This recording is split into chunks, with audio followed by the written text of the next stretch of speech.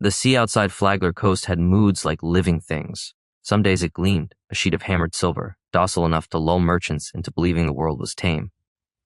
Other days it rose in teeth and ridges, black water gnashing at hulls, wind screaming down from nowhere, salt stinging like thrown sand. But on the morning Kong Fang chose his prey, the ocean wore its most dangerous mask of all. Beautiful. A pale sunrise dripped gold across the waves. A steady wind filled canvas like a lung filling with breath.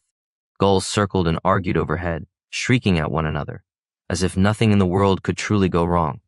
The merchant ship ahead took comfort in it. You could tell by her course, steady, confident, cutting along a route every trader on the Flagler Coast memorized the way children memorize prayers.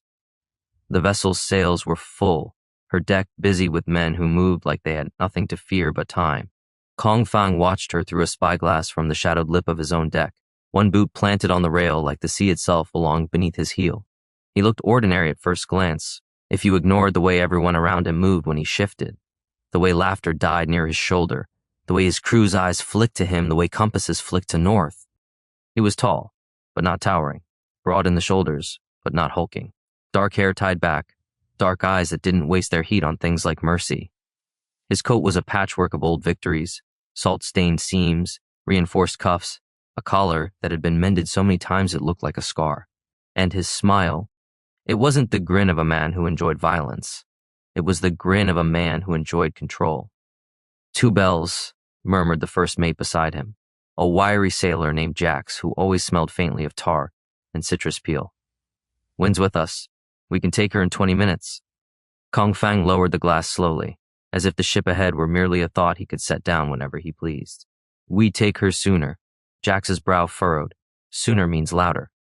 Kong Fang's eyes slid across his deck. His brigantine, lean, quick, built for running and cutting corners in the sea, was alive with quiet readiness. Men waited at ropes and cleats with hands already calloused into obedience. A few crouched at the rail, blades sheathed, faces turned toward Fang as if he were the tide itself. Sooner means cleaner, Fang corrected, before they're suspicious, before they cut loose cargo and run, before they start praying loud enough to make the gods listen. A chuckle rippled through the nearby sailors, low and nervous.